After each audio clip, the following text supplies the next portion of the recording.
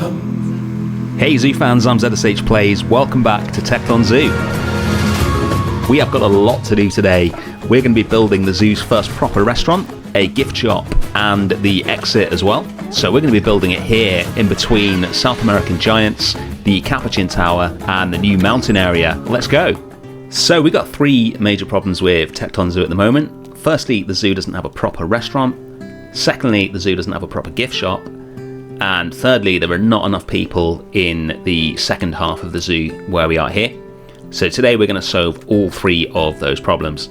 So first thing I'm doing is just putting in a little exit area. This won't function, it's just sort of there so that it's there and there's something to see. And then in front of this we're going to build all the retail area. And we're also going to be hiding a new guest spawner in the gift shop, so that people will be coming into the zoo from there, and it'll just look like the gift shop is nice and popular, lots of people going in and out, but it'll fill up this half of the zoo because from the primates area onwards there are very few people in there, and it looks kind of empty. And with loads of the big money animals like gorillas and chimps there, I'm also not getting the donations that I should be getting, so this should hopefully solve that problem. So I've put the little fountain placeholder in there at the front, which we'll fill in later. And now we're going to build the restaurant. So this restaurant is based on a real Tekton building, which was an art studio that they built at London Zoo back in the 1930s. If you're thinking, why would you have an art studio in a zoo? I think the zoo realised that as well, because it wasn't there for very long, but it was a really cool building, and they would literally bring like an elephant in and students would be able to paint an elephant from real life. Really crazy idea, but that's how much money zoos were making back in the 1930s. It was pretty much the most popular form of entertainment after football, certainly in England, so I guess there was a lot of money floating around for crazy projects like that. But yeah, it's a really cool design, a big round building where the animals and the artists would go, and then a smaller rectangular building in front of it, which was, I think, like classrooms and things like that. So we're going to adapt that so that the large round building is the main sort of area of the restaurant, and then the rectangular building will be where the actual restaurant piece goes. So we do have the Forest Cafe over in Tekton Forest, but that was built before they added restaurants into the game, so it's just a few of the little food and drink boxes. This is going to use the actual restaurant piece, which I'm looking forward to because I've literally never used it before. And I want the whole restaurant area to be raised on this sort of platform here, so that the guests get views across the Pajalski's horse paddock that we're going to be making soon, and then into the snow leopard and macaque habitats that are behind that. I'm going to call it the Lookout Cafe, just seems an appropriate name for a cafe where you look out over things. So lots of fun with the pathing here, using that term very loosely. This was a struggle getting this to look as good as I wanted it to. I'm going to cover all the paths up with floors later on to make it look really clean, but I needed the guests to go in all the areas that I wanted them to go to. So we're going to have a lot of seating indoors, and then a few seats outside on the terrace as well, which will be like the best seats. And a lot of the tables inside won't actually be linked to the restaurant, to make sure that whenever there's guests in here, they're always sitting outside before they're sitting inside, because that's sort of the look I want to go for. So we're going to make a section of the wall here. The piece with all the weird patterns on it is just there, so I've got a grid piece that will be deleted just so that we can rotate it nicely. And yeah, we'll rotate this round and start making the circular part of the build. It's not actually going to be a perfect circle. I'm going to elongate it into a sort of I don't even know what that's called. An oblong? Is it an oblong? An ellipse? I'm not sure. I'm not very good at maths and shapes, which is why everything in the zoo is a circle. But yeah, we're going to elongate it somewhat so that there's more room in there, and just to make it look a bit more interesting. Probably got enough circles in this zoo already. So we'll do that now, get the shape the way that I want it, and then we can move on to some of the tables and things like that. So we'll put this this floor in here, just roughing it out with concrete. We'll use a load of different materials, some of the reflective metal textures, which I think are really nice for floors. I think I got that idea from Koala Zoo, if memory serves. But we'll use this to cover up the tarmac outside, and then we'll start covering up the restaurant piece.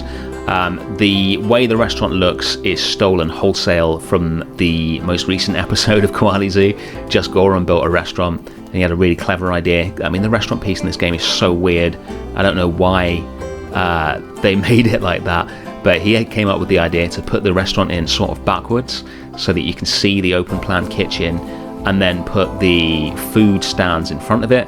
So some of the guests go behind to go into the restaurant, some of the guests go to the food and drink stand, and it looks like a proper restaurant with an open plan kitchen rather than the weird in-game one. So I've stolen that wholesale, so thanks to you, Just Goron, for having that idea. And then we're going to do some more work around the outside just to make this look really attractive. Lots of the plaster pieces as always, and we'll be going with our traditional white and orange colour scheme here. And I'm also mixing in these rock walls or stone walls. A, I think they go really nicely with the concrete. B, they tie in really nicely with South American giants next door. And C, this is what the original Tekton building looks like. So happy coincidence there. That's probably one of the reasons I decided to use this building to base the restaurant on. There is another Tekton actual restaurant that I've never based any builds on in Dudley Zoo. But to be honest, I'm not a huge fan of it. It's not one of my favourite Tekton builds, so I decided to use the art studio instead. Plus I just love the ridiculous nature of a zoo having its own art studio so that students can paint elephants and chimps and stuff. It was such a crazy idea. So yeah, this wall, which is pretty interesting, this is based on the original, and then I'm going to fill it in with plants to give it a bit more of a modern look and get away from the concrete. Put an orange highlight in on the roof here, and then have two overhangs just to make it a bit more visually interesting. And then we'll copy this across to cover up the join between the two buildings, so it's going to end up as one whole. And then we'll put some supports in here so that the building would actually stand up. And this is also going to serve as the place where guests get trays and cutlery and things like that from. So putting the trays in here. A lot of the pieces you're going to see here are actually made by Just Goron. He's got a pack on the workshop for restaurant stuff with some really good pieces in it. But I wanted some trays in sort of Tekton orange. So I'm going to use these new conservation pieces and just flip them round. So we've got a little pile of trays here. And then we'll put some of Just Goron's pieces in as well. And then we're going to make a counter for the staff at the food and drink stands. I'm doing something I never do here, which is using the art pieces. I normally don't really touch these because I'm not great at making things out of them, but I had a really particular shape in mind for this counter, a really modern look, and I needed the art pieces to get that curved shape that you can see there. I probably could have made it out of plaster, but it would have taken ages, and I think it would have been a bit too big as well with the smallest plaster piece. Plus I like the shiny plastic look.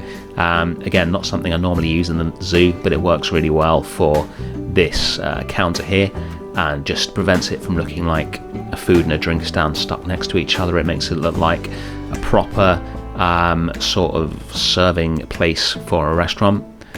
So we're going to copy this around the load and just make sure it's completely covering up the stands, so it looks like a really sort of designed or engineered kind of build. And yeah, I'm really happy with how this little thing looks when it's done. I think it sits in front of the restaurant nicely. I'm going to open up that back wall a bit as well later on so that you can see more of the restaurant and get that sort of open kitchen look that most places have in a modern zoo. And then we're going to move on to the gift shop. So this is quite a simple shape, basically just almost like a triangle descending down into the ground, and it looks really good behind the restaurant when you're in the little courtyard that we're going to build in front of it, which is going to have a fountain and loads of seating for the guests. It's modelled a little bit on the sort of food and drink area in London Zoo. They have a big restaurant and then a big gift shop and an exit, and in traditional zoo style, they make it look like you can't get through the exit without going through the gift shop, although you actually can if you go behind it, just to maximise profit. And I'll be doing exactly the same thing here. Although mine's even worse because a lot of the guests are actually going to enter in the gift shop. So hopefully they'll come back to it to buy things, because I don't think guests arrive at the zoo wanting gifts. I think they need to be impressed by animals and stuff before they do that. But because there's a spawn pad here, a lot of the guests are going to exit the zoo through here as well, which is really going to help with the traffic of the zoo. Like I said in the last episode, not a lot of people up this end of the zoo, and this is going to make a massive difference to that. And it's going to look so much better with loads of people in the primates and mountains area.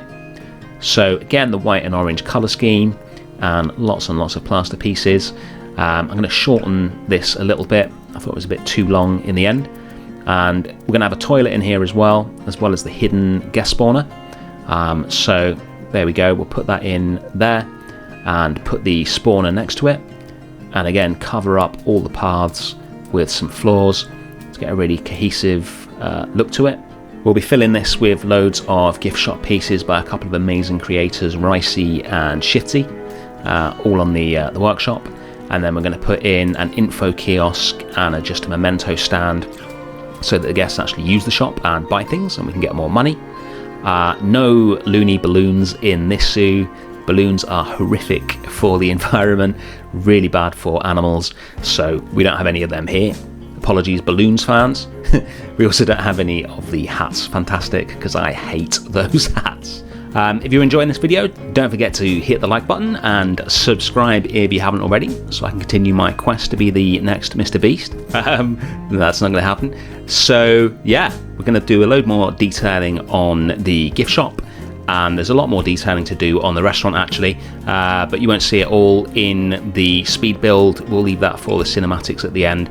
These two builds, I guess 3 or even 4 if you count the little exit bit and the courtyard that sits in front of this, took a long time, and I didn't want this video to be like half an hour long or something, so we'll keep this to 15 minutes or so. Gonna do a little bit of work just where the toilet and the guest spawner is, to sit that in nicely and make that nice and seamless, so people aren't just appearing out of thin air. It'll look like they're just sort of coming out of the toilets or something. I'm going to use the same counter that we used in the restaurant to give a nice little continuity between the two builds, and cover up these, put a big Tekton Zoo sign at the back, and then just reconfigure the walls to sit this in nicely so it doesn't just look like a big billboard that's been stuck there. And then we'll move on to the lighting.